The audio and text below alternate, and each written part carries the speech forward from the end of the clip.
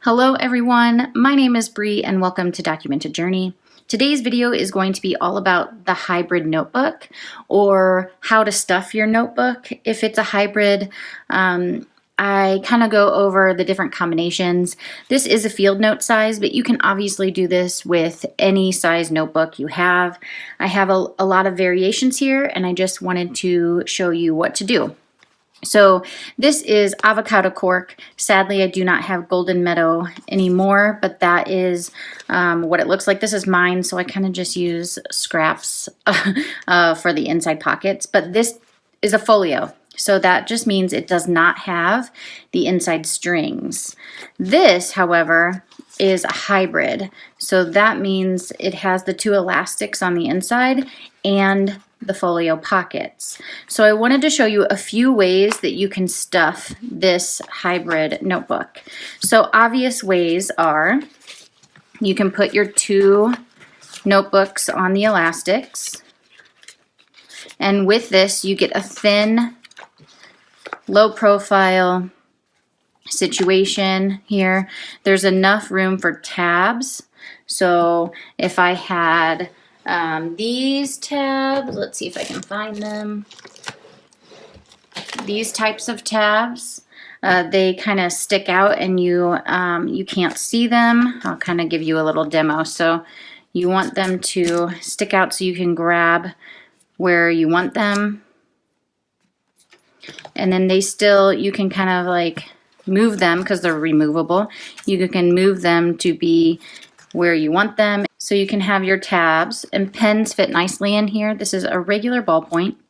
You can tuck it in since it's not like stuffed too much, and your pen kind of fits in there. This is something that I got off of Amazon, and it's listed in my Amazon favorites. Again, that fits. And then this is TWSBI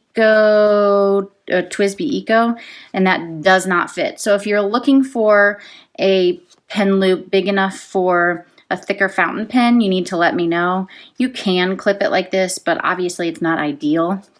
But keep that in mind when you are ordering. So this is the first way. The second way, you could add another notebook by piggybacking. So if you don't know what piggybacking means, it's just grabbing a separate elastic and putting it in the middle of one, and then putting it in the middle of another. So now you have two books on one elastic. Then all you do is run that through your elastic, like so. And now you have three, and that fits nicely too. You can still have the pen in there. Under the elastic, it tucks in, folds in nicely. And same here with this one.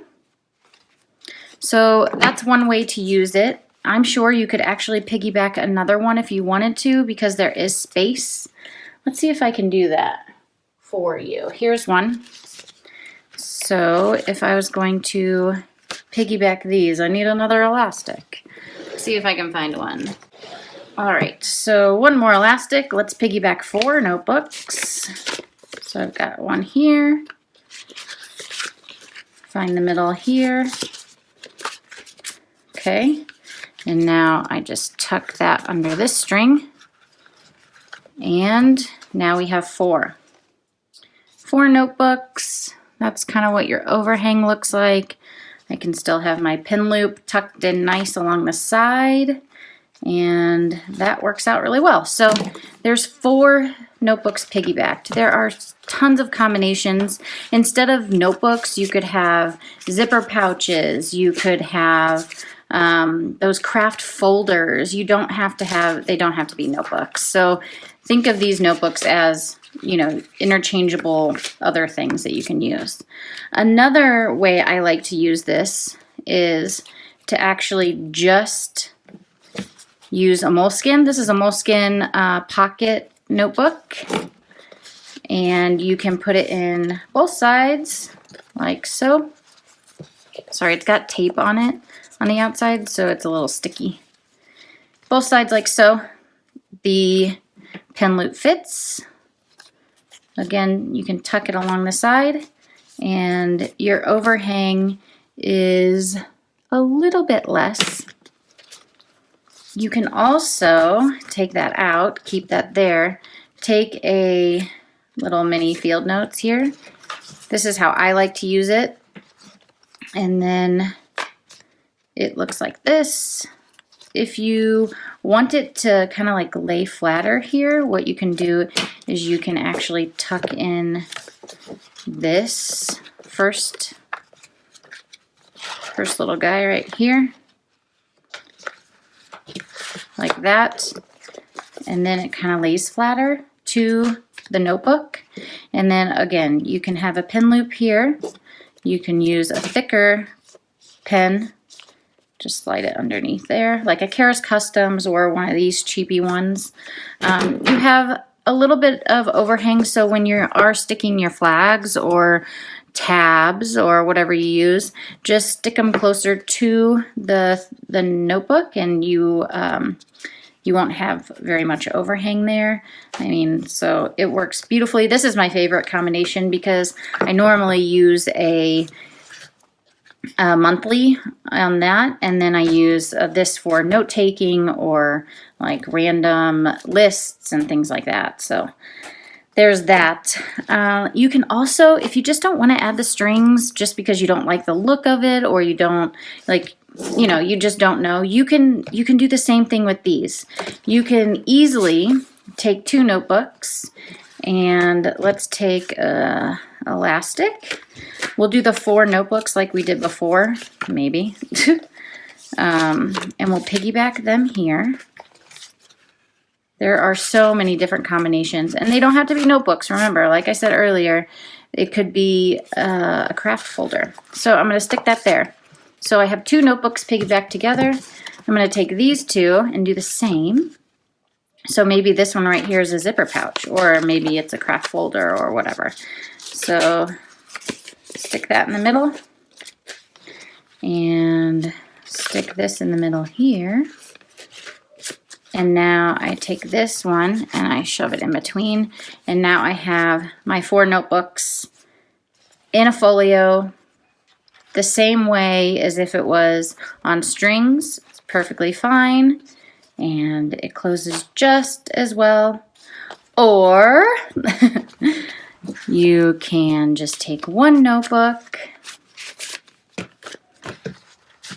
and we will slide this in the back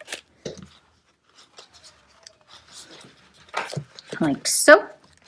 And then we can slide this notebook in the front.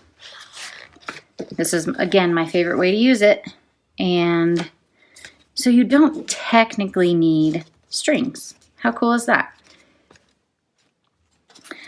Something I did want to talk about, because it seems to be getting pretty popular, is this Leuchtturm soft cover. They're calling it an A6 Slim, which is how it always is. No company makes the exact size that you're looking for. It's really hard to make covers to fit all these different sizes, but you're looking at roughly 6 inches by 3.5. So a Moleskin is 5.5 by 3.5, 5.5 by 3, oh, a little bit over 3.5. So, and it's also thicker than the Leuchtturm. But here's your sizing difference. So this is the width of it, and then if I put the Moleskin behind it, because it is bigger, you can see it's like minimal amount. Let's do that again. So just a little bit, just a hair. But it matters because I cannot get this into the pocket. So if I set this in here, it fits flush. Okay, so with this one, you would want the strings to slide this into. Otherwise, it just wouldn't fit in your notebook. It wouldn't fit flush like it does here. So you could have the Leuchtturm, and then you could grab a little notebook if you wanted one, and these 2 fit. See? This Leuchtturm is flush at the top, and at the bottom, but it still fits. So that is something to think about. You do have a little bit of overhang, so it's not as, remember, it's not as long. It doesn't have as much width as the Moleskin, so it does fit in here. So be thinking of that when you're ordering. Again, like I said, you know, being a cover maker, it's hard to make the same, you know, make every size fit into your cover. It's just kind of impossible. So, but I did want to show you the different ways that you could add them to either a strings notebook or no strings notebook. The only difference is if you are wanting the Leuchtturm A6 Slim or Pocket, whatever people are calling it, that is, you're gonna have to get the strings. So I hope that this video was informative, and I hope that it gave you some ideas on how to stuff your notebooks. I wanted to recommend another video for you if you wanted to see someone really stuff a notebook and use different things like a zipper pouch, like the craft folders. I'm gonna send you over to John Rush. I'll have his video linked in the description box for you. It was very informative, and I just loved it so much. I think that he really packs the notebook, and I think everyone is different. Some people like it more minimalist. Some people like to carry all the things. I think what is best is you finding what works for you. So I hope that this gave you a little bit of help, and until next time, everybody, I'll see you.